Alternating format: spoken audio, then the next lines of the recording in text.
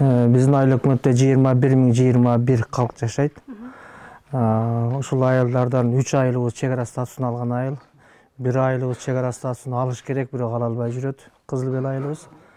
Негизинен ушул Достук, Кызыл Бел, Карабак, Дөбө айылдарында кече ушул согуш жүрдү, атышуу жүрдү.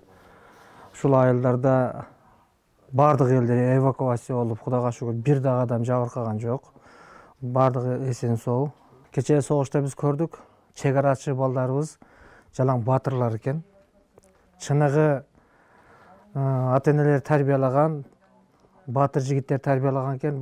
Айыл өкмөттүн элдин атынан ушул чек арачыларга чоң ыраачылык билдиребиз да. Эгерде чек арачылар болбогондо биздин үйлөрдүн көбү күймөк, бастырып кирмек.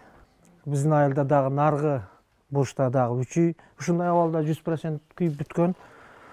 Андан тышкары 10дон ашык частичный жабыркаган үйлөр бар. Ботун Дарматы мектебиндеги кол эмгеккана толугу менен өрттөнүп бүттү.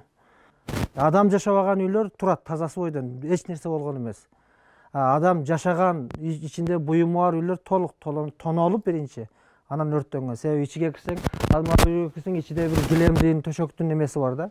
Олар толук ичинде тазалап кеткен.